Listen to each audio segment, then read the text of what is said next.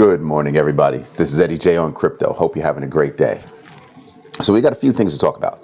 The SEC is doubling down on trying to hide the Hinman memos.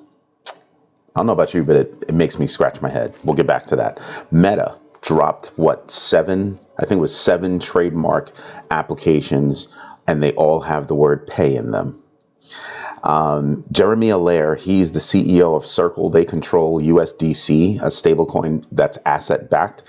And he's on the record as saying, hey, look, listen, algorithmic stablecoins, yeah, house of cards.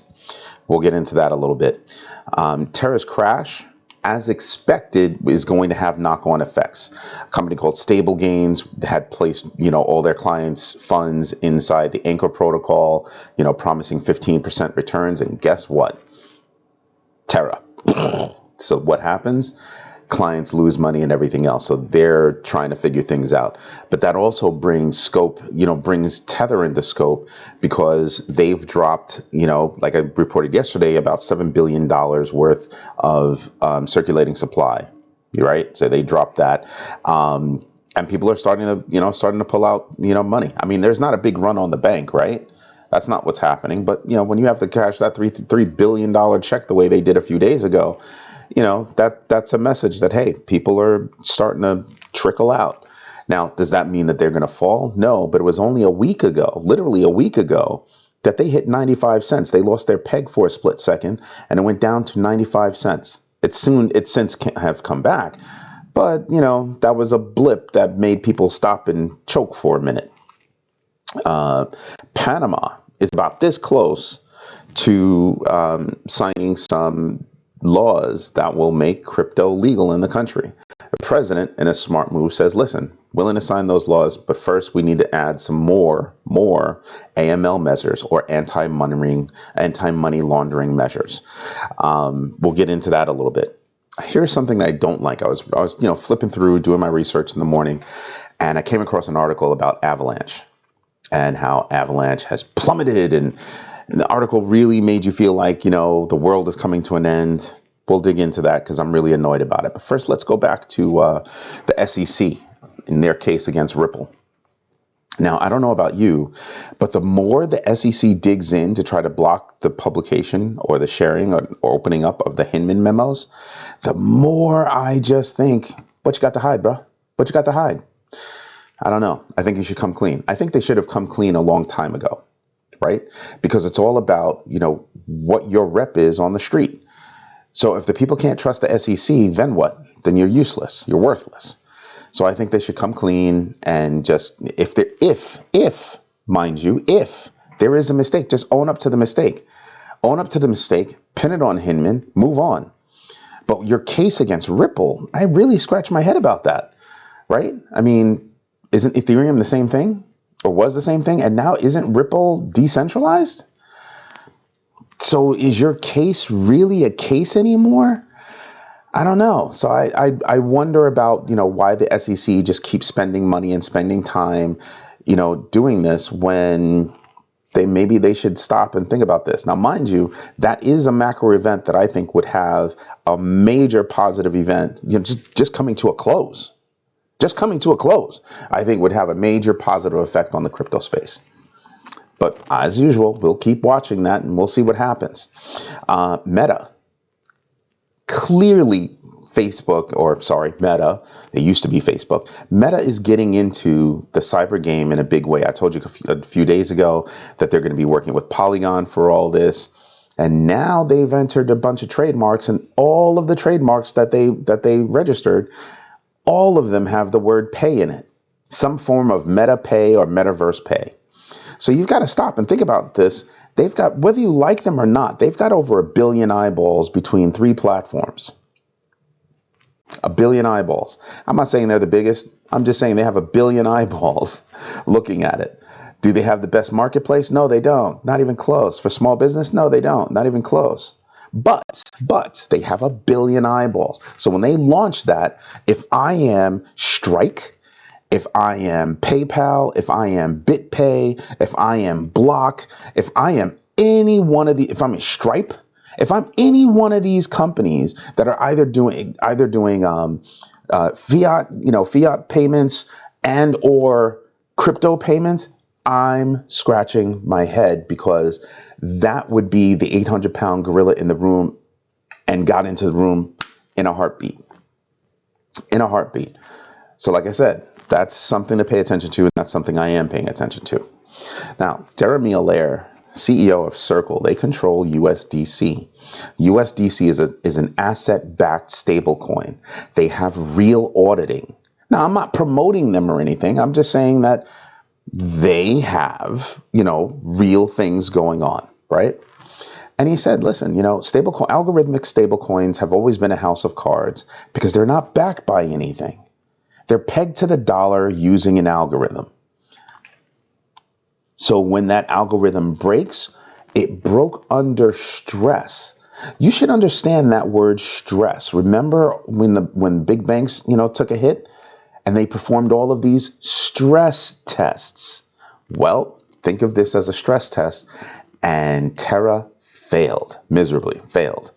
But it means that startups like who is it? Stable Gains. They were all involved in the Terra's Anchor protocol. Well, if you're going to be involved in Anchor's Terra protocol, you're trying to get funds in and tell people that you're going to give them 15% returns. Great. Remember a few months ago, I was like, yeah, I'm going to do some research on this and we're going to see what the story is. I'm going to see it, see if I like it. Well, guess what? I never put any real big money into that. Not once. Not once. The only money I have in staking is on a centralized exchange where they said, if you happen to be holding that coin, you just check this box and, we'll stake for you. But you can get your money back whenever you want. Cool. Very low returns. Still more returns than my bank account. Just saying. My bank account gives you 0.0 point blah, blah, blah, blah, blah. 0.0 blah, blah. Yeah, nah, skip that. So I'm getting, a couple of beans, right? But nothing significant. Nothing significant.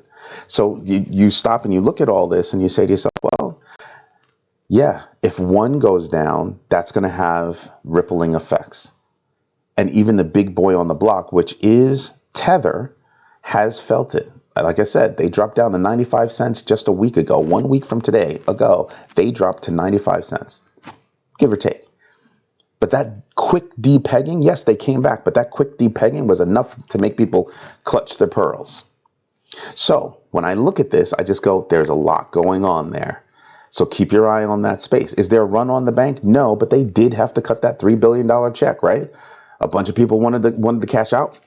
$3 billion. Boom, boom, boom. They did it without blinking, supposedly, right? Nobody wants to cut that $3 billion check, so I'm pretty sure somebody blinked. But they were able to do it. Still, unlike Circle, they don't have auditing that, people can see. They don't have that level of transparency that an asset-backed stablecoin has. So I'm just keeping watch on the space. Again, I told you before, I don't use stablecoins except to make a direct purchase for what I want. I get the stablecoin, I purchase what I want, I'm done with the stablecoin. Just like that. It's just all about pairing. It's all about pairing, which, puts a little bit of Forex strategy into it, right? So Terra's crash is going to be interesting. Panama, I don't know if you're old enough to remember this, but Panama was a major player in the drug game and other nefarious things way back in the day. Panama's president saying he wants additional anti-money laundering measures put into place before they put crypto into place. Yeah, buddy. Yeah, that's right. Yeah, I think that sends a clear message. I think it sends a clear message that, hey, we might not be perfect, but at least we're making the right moves to introduce this properly. I think that's very smart, because basically he's saying, hey, I don't want to repeat the past. It doesn't mean that it won't happen, but it means that he's making steps. He and his government are taking steps to try to make sure it doesn't. Kudos to you. That's the way to approach it. I might not agree with what you're doing. I might agree with what you're doing. I haven't looked at all the rules and regulations that have been put forward just yet. But Just the fact that you're saying, I want more AML measures put into place. Yeah, buddy, that's right. I feel you. I like the way you're going. Not that he cares about what I say, just saying. But it's just very interesting. Now, here's my annoyance. I was reading an article and it said that Avalanche was plummeting, almost as if the world was coming to an end. They singled out a single project. Avalanche happens to be a very well done layer one, an Ethereum, competitor, directly competing against Ethereum, smart contracts, all that good stuff. And they singled that one coin out when the whole crypto space is down. Now, granted, in the past 90 days, Avalanche is down about 65%. But if you originally purchased Avalanche a year ago, you're up almost 13%. Now, I sit back and I just go, where else are you earning 13%? Just tell me, where else? Where else?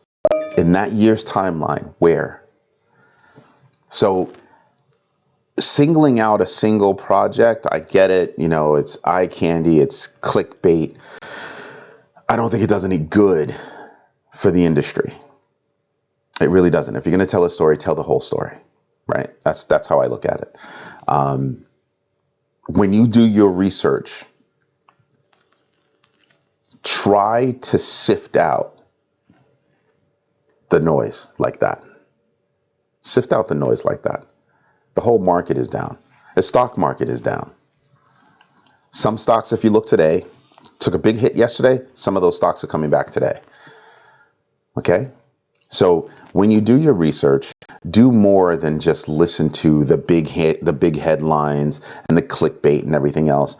Go over to some tools and do your own research. Do your own charting. Two sides, three sides of research. I do the space and I do the project. What is this project doing, right? And I put those together to form an opinion about a specific project. I think you should do the same. Anyway, let's get to the numbers real quick. People calling me that I don't know. That's funny. Sorry about that. But let's get to the numbers. There's a lot going on. And we're going to start with, winners and losers. Clearly, losers, are winning right now. I mean, everybody here is a loser. Let's see if there's anybody here that, clearly, obviously, Terra's down. Terra USD. That makes sense, right? But is there anybody else on here that, because I'm just looking at this right now, that I'm making sense on? I will call out Waves.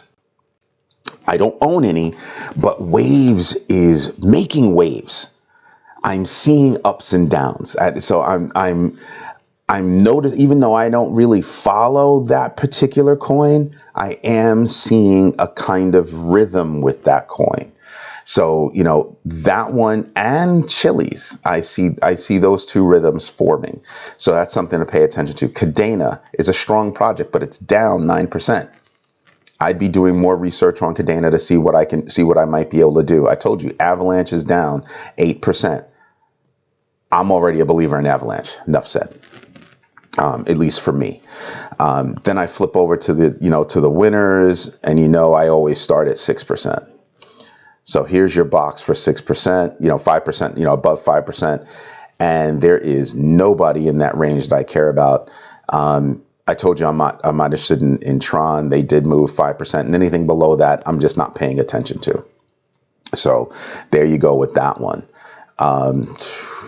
Let's do that. And bam. I want to start off with this one. We went from 12 to 10 to 8 to 12. Now we're at 13. So we're moving in the right direction with regard to fear and greed. But again, I keep saying, I look at history, and history tends to repeat itself. It really does. So I'm thinking we can see some upside momentum as we start to look at things. Bitcoin, I drew these lines for you so you can kind of see where that kind of track is forming, moving side to side. And here you go. I can put another one about right here, right? So there's an inside and there's an outside. So here's the inside bounce, and then here's the outside bounce. And I told you we're going to move sideways for a little while. But as you're moving sideways, you can start to see where you could have purchased and made a couple of bucks, right? This is what I'm saying. You can do this with just about any coin that's out there, and you can start to pick out.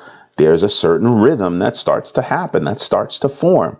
You couple that with any macro events, any kind of events in their space that might give them a pop. I was cracking jokes about Robinhood yesterday. But Robinhood did a smart move. They took 3 bites out of the apple and they were able to say, hey, I've got this. So anyway, this is Eddie J on crypto.